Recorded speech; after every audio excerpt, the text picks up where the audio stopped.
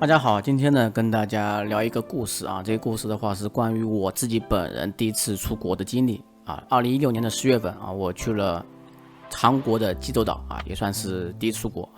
这第一次出国呢也没办签证嘛，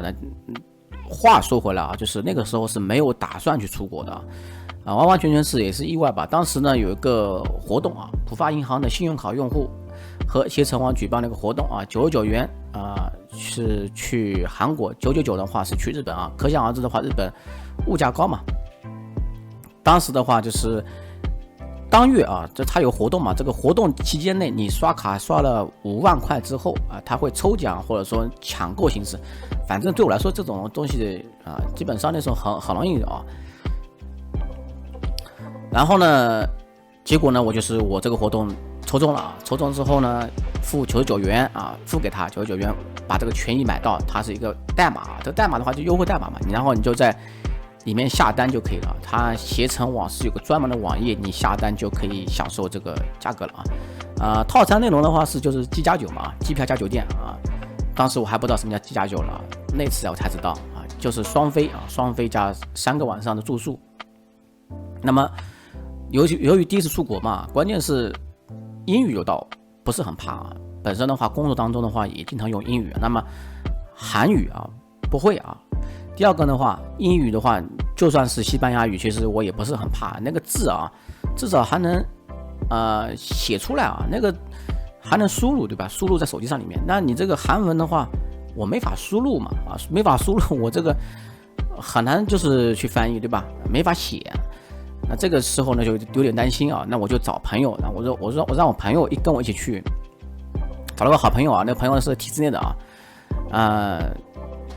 然后呢，刚好这个权益的话，其实是可以转卖的啊。后来才知道，然后我就网上帮他买呢，找一些人啊，有人那个卖900，有人卖600，后来我帮他找个卖600的，卖600的话卖给他了，他也买了啊。然后他不是体制内的嘛，护照审批还批不出来嘛，对吧？我说你先买了再说，买了之后呢，你立马去审批啊，刚好年假批掉结果还好，还挺顺利的，因为他们单位刚好有个人出国过啊，所以说呢有个潜力。那么领导的话也不可能说那个人能去你就不能去了，而且韩国这国家也不是很敏感嘛，对吧？在亚洲地区的话，其实都问题不大啊，你不要跑太远。那这样，但是有个问题来的就是我先去啊，他第2天才到啊，那这个后来再说吧。然后呢，我就是想在网上多找几些人啊，多找这个跟我一样经历的人，就是抽中奖的人。那么我在微博啊、贴吧啊，还有豆瓣小组QQ 群也在找了那还是微博好找一些啊，找到这个看看谁中奖的。那个时候没有小红书这种东西。然后加了一个人的微信啊，这个人微信嘛好像是女的吧这个女的。然后这个女的也是主角啊，后面的主角她带过主角全靠这个女的这个女的的话，怎么说呢，也是我们省的一个人她挺厉害的，她之前去过韩国，然后呢在里面的话就是给我们一些经验让我们带什么东西之类的东西七七八八的然后呢就是在这个群里面的话也有男的嘛然后呢我跟一个男的说好，我说谁这个航班的，然后有些人航班是不一样的我们有些东方航空，有些中航空，但是当天的话那个时候航班很多，你可以选择，反正选择的话就2种，一种是韩国的真航空，一个是中国的东方航空。那么我就找了这个男的这个男的话穿红衣服的然后他先到了，他当天就到了，然后我特地为了坐下吃悬浮吃悬浮的话我就去了龙阳路吃悬浮，然后他住宿房间开好了，然后到时候我就跟他 AA 嘛人还蛮不错的，然后我们一起吃饭他不喝酒我喝酒，然后呢这个也是 AA 平摊虽然说我不是想占他便宜，但是反正喝点酒吧容易入睡。后面好了，后面的话这个人也是很有趣从我见到他第1天穿那个衣服，红衣服长袖有点像毛线衣服，等到回来那天他其实也是这件衣服在韩国的每一天他就没换过这衣服就是他这个箱子应该是空的我不知道他是不是有所准备去代购的他也是第一次出国然后呢我们几个人嘛，大概5-6个人虽然说呢有些人的话就是时间差但是其实也是挺快的然后到那个时候呢，都等1个小时，等一些人嘛，一起过关，等了5-6个人嘛。5、6个人一起过关。那个时候我才20多岁啊，那个时候有个30多岁的大叔啊，我叫大叔，还有一个女的嘛，就是群主嘛，群主，还有个这个穿红衣服的男的，红衣服男的，后来我们给他取个绰号这个时候的话，那个期间啊，就是韩国济州岛经常关小黑屋，我也经常听说啊，特别是江苏连云港的人，有些人啊坐个韩亚航空啊、大韩航空啊过去，照样小黑屋。还有就是特别是春秋航空。因为春秋航空从上海出发到济州岛的机票是非常非常便宜的，大概999元吧，往返。然后呢，它会严查2个事情。第一个事情的话就是你就是机票回程票有没有买啊？如果说你买了春秋航空的话，春秋航空要求你交一笔钱，2000多块钱吧，这个钱就是遣返的预备金啊。如果说万一你发生遣返的话，你就会被遣返回来。所以说春秋航空的这遣返率非常高，为什么呢？是因为很多人坐春秋航空为了省钱啊，然后去打工啊，去韩国济州岛打工啊，打工好像是做这种建筑上的活吧然后我就当时就听说过一个案例，就是一个四川人吧过关的时候啊，那个韩国的边姐问他，韩国边姐是会说普通话的，然后问他就是说你几个人来啊？几个人来济州岛啊？他说谁勾啊？4个意思啊，然后就是立马被小黑屋然后立马遣返这种案例很多。好，然后说回我们的过关我们过关大概5、6个人嘛然后5、6个人的话，我们一个一个过了我很顺利我好像也被问了你有没有回程票你几个人来5、6个人，你们什么关系这3句话3个事情。然后呢，我说朋友了，那对吧？然后我们都说朋友过了。轮到这个红衣男子了这个红衣男子就是跟我一起住宿那个男子。轮到他的时候呢，也是这些问题，你来旅游吗？你是有回程机票吗？你几个人来你跟他们什么关系在什么关系的问题上，他说了个网友结果那个编辑就说网友是什么东西，你能不能解释一下？他也解释不来，知道吧？因为那个人的编辑的汉语水平吧，其实也有限网友他不知道，但朋友他知道。哎呀，碰到这个网友之后，后来我们都在机场门口等着他，行李都拿好了，等1个小时，等不出来，他就被关小黑屋了。小黑屋里面就把他行李全部打开之后问他有多少钱结果他钱也没带多少但是他带了很多信用卡。他带了大概有1、20张信用卡吧，1、20张信用卡呢，就是准备来薅羊毛的因为很多信用卡它是境外有返现的嘛，是吧？大概就是有这个有牛皮筋这样攒着的就是一个卡片，就跟奥特曼卡片一样就跟差不多扑克牌这么多了结果人家都吓坏了，然后说这个卡是你的嘛，然后一查还真的查了，因为卡上有签名嘛，有那个印制的。卡字的那个名字是吧？拼音的还好就放行了。放行之后，我们都把他骂死了然后说你怎么回事然后他就跟我说这个事情来龙去脉说了。然后从此以后，我们就给他取了个名字叫小黑屋在那个时候就叫小黑屋。当天呢，其实还有免费接机免费接机的话也是携程网提供的提供的话好像说的不是很明确然后呢，就是有些人接上了，然后我没上，我后来就是自己打车嘛打车，因为这个朋友跟我熟一点嘛，毕竟跟我住在一起嘛。然后后来我跟他打车，我们住酒店酒店的话还非常不错既有讲韩语的，也有讲中文的，没有问题，这个没问题。有这种酒店前台他在中国留学过讲得非常好中文，然后完全没问题。住的是华美达酒店接机的话这个后面也是有套路的后面再说。其实的话你不用接机，其实的话就是从机场到那个酒店到城里很近15分钟吧，就是付钱的话折合人民币的话也就20-30块钱够了。后面的话当时因为韩元的问题嘛，所以说呢我也没有换韩元，他们都换好了。当时我带的是美金我想着美金嘛，反正全都通用的嘛，我直接拿着美金刚好那几天涨价美金涨价，然后我就去美金涨价，然后去还韩元，然后当然去那个农村信用社去换可以换的，没问题的，然后还赚了点钱跟他们来比的话，他们在什么机场换啊，在那个携程网换啊，哎呀，反正韩元也不太好换啊，银行也不太好换，所以说呢，他们都说我赚了啊。后来买了点饮料给他们喝。当时那一天啊，其实来的人也很多啊，就是也有群嘛，也有这种类似群啊。当时就有人在说了，群里面说了，说他这个过红绿灯啊，过红绿灯被罚款了，被抓住了啊，盖上罚单，这罚款好像是好几百块钱吧，500块吧，人民币大概啊。如果不交的话，你以后就不能来韩国了啊，就是这样说。然后那个人就交了嘛然后后面之后的话，就是随便在酒店整理一下东西，然后直接去免税店了啊。免税店也是，我也当时也不知道去哪里啊。那他们说去哪里就哪里吧。因为那个群主的话，他来过很多次。你看，因为人家是女的，韩国又是化妆品啊又特别多啊，他带我们去免税店。然后免税店的话，就2家啊，一个新罗，一个是乐天啊，新罗和乐天。然后呢，在门口的话就看到这种银行的活动啊，招商银行啊、工商银行啊什么活动，但不会有很多啊。在6楼吧7楼啊，那个时候这个地方是可以匹配金卡的啊。其实我们这帮人的话都没有一个是蠢货啊，都挺聪明的这帮人。然后到6楼7楼我们先不买东西，先去匹配金卡。如果说你没有匹配金卡的话，那你要去购物的话，可能要花10万人民币你才能获得金卡级别。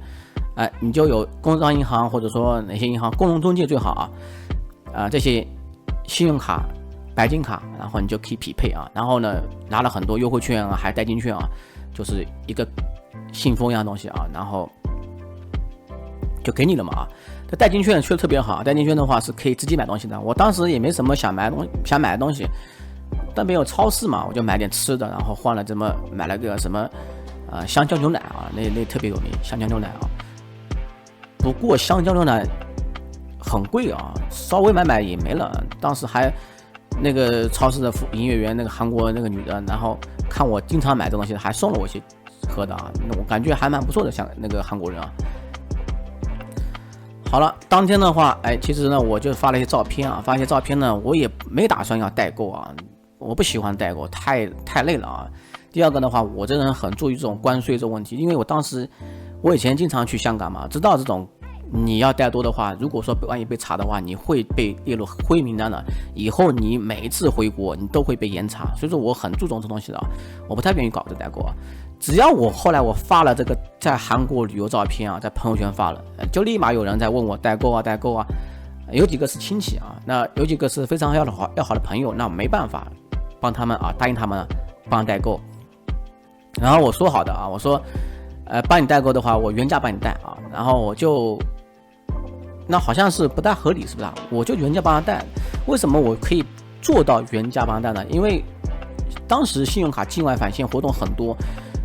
我有张卡片叫交通银行的神路卡，是可以返现10%的啊，优惠券也有嘛，优惠券的话它也不是吧，那它这个算我的吧，对吧？优惠券，然后呢优惠券的话可能优惠5%嘛，这样的话我这样的话可以赚15%左右啊，等于说我没有明面上赚他钱，就是按原价给他代购就行了嘛。好了，当天的话他们代购买了很多东西啊，过了第2天的时候呢，我也收集了一些资料，然后呢就是我帮我朋友代购去了，代购去的时候呢，结果一到结账的时候跟我说这个优惠券不能用了啊，说我不是个人用户，说我不是自由行，他分2种客户，一种是自由行的人，他是一部分优惠券，还有是团队用户啊，是团队优惠券啊，不一样的啊，这个规则还不一样啊。哎呀，后面的话他们昨天那些人的话他们用了啊，所以说这个东西呢可能是什么回事呢？是因为当时叫了接机之后他会把你的护照给标记的啊，标记之后标记成团队用户。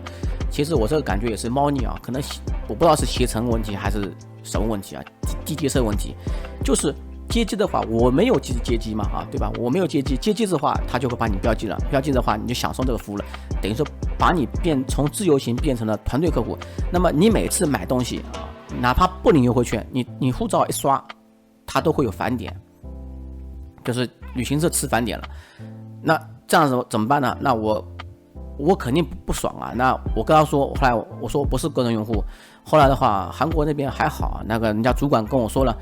这个时候呢我帮你取消这个团队用户，把你变成个人用户啊，然后我变成个人用户，然后我再去把这优惠券全部用完。用完之后呢，我后来查，我知道这个猫腻之后，我其实想到个办法，就是大家都想到了，这些人都想到了啊，想到就什么办法呢？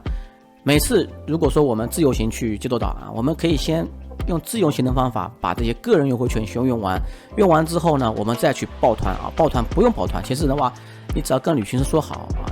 旅行社说好呢之后呢，你让他把你的护照标记成他们旅行社的客户。然后你买东西啊，他吃返点，返点之后他吃10%，然后返你5%、7%啊左右是吧？那后来网上我们再找嘛，找这种旅行社能不能返点的旅行社啊，不用抱团啊，有，结果找了之后呢，也发生很搞笑的事情了啊，就是都联系好了，我说那个你过来一下帮我一下了，新罗你在新罗还在乐天啊？我说在乐天。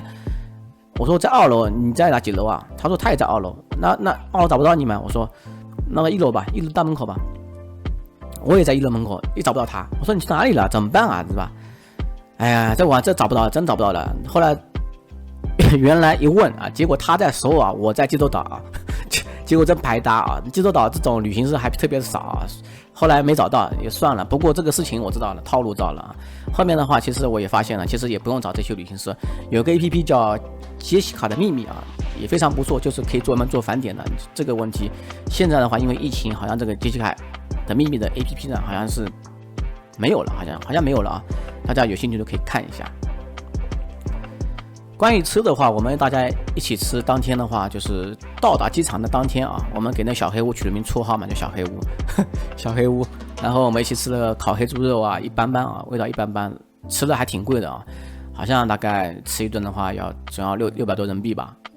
，4、5个人，平均一个人的话100多块钱啊。老板娘会说汉语啊，很多商户都会说汉语。超市里面买东西的话，我就买了方便面啊，或这种方便面，因为它那个包装特别诱人啊，还买了个打火机啊。打火机我刚才说 lighter， 然后他就听不懂了。他英语水平嘛，就是韩国英语水平还行啊，没有像想象这么差。但是如果说你跟他说一些词汇的话，他可能不懂啊。那跟他比划了半天，这个打火机啊，他搞不懂。住的话，我们反正是双飞酒店嘛啊，往返的这个机票，然后住酒店的话是住的华美达酒店啊，这酒店的话也非常不错。那么里面有 WiFi 的嘛 ，WiFi 的话上网的话，抽烟的话不能抽，抽烟的话你要到楼下抽啊，楼下的话，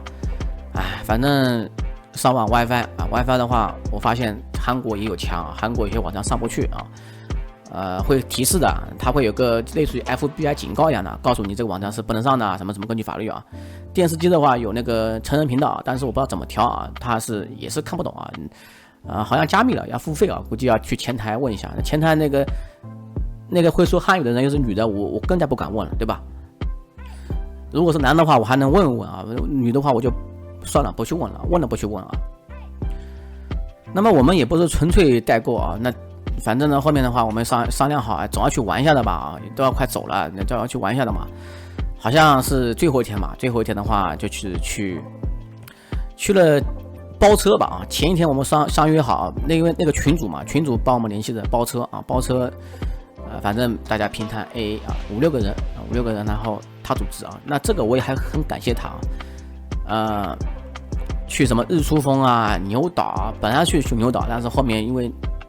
大雾大风啊，然后呢牛岛没有去。牛岛这个地方的话，据说是非常不错的啊，群主去过，然后他说的话就是今天去的话，明天要回来啊，可能一天只有2班船啊，2班船，早上晚上吧，我没去过不清楚啊。如果下次有机会去的话，我想去一趟啊，去的地方也比较多啊，去了什么那种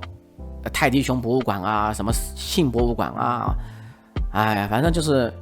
博物馆的话，这种风格就有点像北欧风格，里面是没什么人的，说实话。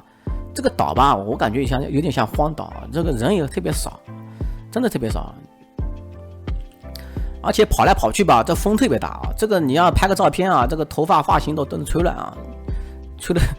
的真的这嘴巴能吹歪掉啊！还有的话就是去那个日出峰啊，日出峰那边的话有个火山岩喷发出来的嘛。本身济州岛的话，它是个汉拿山啊，它就是火山岩堆积成的这个岛屿嘛。那么反正就是爬山的话，这个风特别大。然后我是提前下来了，提前下来之后呢，买了杯星巴克，买一杯星巴克躲到车里面了。然后后面大家都游玩好之后嘛，路上吃了个冷面啊。说起这个事情吧，包车这个司机啊特别有趣啊。这个司机呢，他是爸爸是中国人，妈妈是朝鲜人。他据说是他妈妈是逃到中国来的，然后呢，他好像是朝鲜族啊，不知道怎么回事，我也不清楚啊，我也不知道他是说的真话假话啊。但是他有一点是不会骗人的，他汉语水平和韩国语水平啊，那是完全是满级的啊。他还说了一些，他曾经在宁波打过工啊，然后呢，反正他特别喜欢那个奉化那地方啊，特别喜欢这个跟这种什么蒋介石这种民国历史啊特别感兴趣啊，双语都满级的。然后我们也问他，我说你这个在讲话过程中啊切换啊，比如说切换这个汉语到韩国语的话，你这个会不会大脑烧不过来啊？他说不会的，他完全不会，他从小就是双语环境的啊，不是说先学一种语言，他就是完全就双语一起学的。后面的话我们车绕一圈嘛啊，就是济州岛的话绕一圈的话到了个民俗村啊。这个民俗村呢，按道理的话我们包车不应该去民俗村啊。我也怀疑，现在想想的话也真的是很奇怪，怎么会这样子呢？可能是我怀疑这个是不是这个司机带我们去的啊。然后呢去民俗村的话也是套路啊，套路的话怎么说呢，就是让你买东西嘛。民俗村是免费参观的，不用门票啊。然后就是让你看一下这个海女这种民俗村啊，那有一个导游啊，免费导游啊，讲得非常好。然后呢，带我们小屋子里面去，让我们喝点什么酒啊，这样的。我没喝啊，我没喝。那房子嘛，也是就济州岛的原始这种部落这种房子啊，这种茅草屋一样的房子。然后后来就是让我买那个马油啊，然后还说了这个韩国是没有农药的啊，说韩国的经济呢靠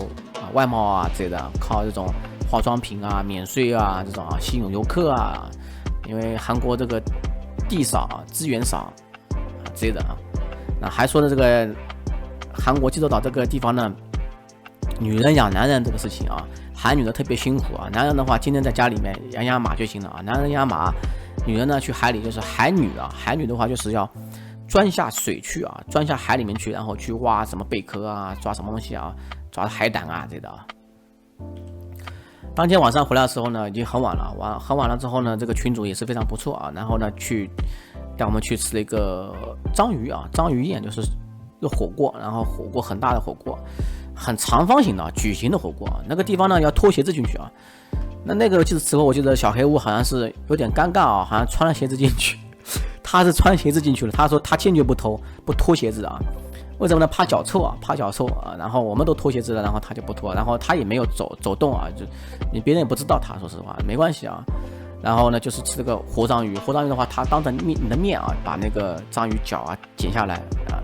味道的话，汤料的话是辣的啊，还是味道非常不错。我觉得这个我还想再去吃一回啊。然后呢，就是这个地方的话，就是完全是韩国式风味的啊，很多人在喝清酒啊。我发现那韩国的女的啊，那个喝酒水平是很厉害啊，喝酒水平挺厉害的，那个喝了也挺多的啊，韩国。不过那天的话，就是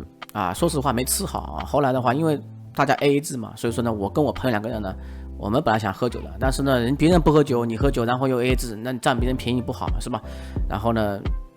没吃好，然后后面吃完之后，我跟我朋友一起去逛街啊。逛街的话，里面有别人唱歌啊，什么东西啊，我们就吃了炸鸡啤酒啊，炸鸡啤酒要2扎，一人1扎啊。然后当时那个服务员都看了吓坏了啊，然后说这么能喝啊，其实那个时候还挺能喝的。后面的话，我们去逛了赌场啊，逛过赌场的时候，我朋友呢，他这人非常正直啊，他坚决不赌啊。然后他老婆还跟他说了，微信上说你去赌一把，一定要赌一把啊，不赌别回来了啊。然后后来小吵几句啊，正直男人就这样正直啊，他坚决不赌，一点都不赌，也不让我赌啊，跟我说这个赌是赢不了钱的，赢钱也没意思啊，不输钱那更不爽了，对吧？好了，最后一天嘛，就是回机场了啊。早上的话，那个时候大家都玩好了嘛，他们还要去代购，我是不代购啊。然后我就想着早点去机场啊，怕赶不上，也是第一次出国，第一次回国，对吧？然后怕这个安检啊，怕怎么样啊，不懂啊。然后呢，我呢就是提前早的自己一个人打车啊，因为我朋友的话是第2天才走嘛，然后我先走了，然后就是我打车到机场了，我一个人逛机场，过安检，然后发现这个打火机不是要扔掉嘛，然后我打手机在过安检的时候给那个韩国那边这个人啊，安检那个人他说不用啊，你可以带一只啊，一只可以带的，就不能带2只，一只可以没问题的，然后就带上飞机了啊。然后我在朋友圈还发了一个朋友圈，我说这个打火机带上飞机了，人家都以为我这个人是偷偷带上去的啊，其实我没有偷偷带上去啊，我觉得完全是允许合法的啊。这个问题好像是高晓松也说过啊，他说那个同样是波音的空客的飞机，为什么你们就是一定要手机关机啊？以前是手机的关机是吧？那我发现好像韩国、日本啊这些美国啊，好像都可以带一个打火机上飞机啊。好，到机场之后呢，我过了安检，然后在那边等他们，他们后来来了，他们真的是马不停蹄啊，真的是每一个时间都在代购啊。然后呢，到了机场之后啊，他们还要机场那边可以提取货物啊，提取货物之后呢，哎呀，拆箱子啊，拆这个包裹箱子、包裹盒啊、包裹袋子啊，都很多包裹袋子啊。你这个的话，哎，太多了。然后我还帮他们拆啊，帮他们拆之后呢，后来，那个群主嘛，那个群主他说，让我们帮他带货物啊，就是你们每个人帮我带点货，我就拒绝了。然后有些人帮他带了，就是我为什么拒绝呢？其实我不是说我不道义啊，就是说。你这个货太多了，本身我自己的话也买了3-5千块钱了啊，我本身就有点胆战心惊了。万一被查的话，明显你是不能走免申报通道的，你必须走申报通道啊。后来的话，他找几个人带，然后他自己也带出来了，结果他过关了，他2大箱子啊，他说实话，他过去的话，这回真的是暴赚钱了，赚了很多钱啊。然后呢，这种事情的话，如果再让我选择一次，我也不会帮他带啊。后来他好像有点生气，觉得我这人小气干嘛的？哎呀，怎么说呢？这种事情嘛，你要帮别人带，第一个我知道这个事情不对，第二个事情，你这种行为啊，别人帮你带是人家愿意啊，别人不帮你带那是正常的，对吧？这个东西说实话，说大了说的话就是走私哎，对吧？你这代购不能这样做，我觉得。然后呢，后面这个事情大家回来之后呢，就是这个群也解散了。估计他们有几个帮他带的人，估计他们还有联系。我就后来就是大家群解散了，大家也没什么联系了啊。反正就这个故事就到这里吧啊，今天跟大家讲这个故事吧。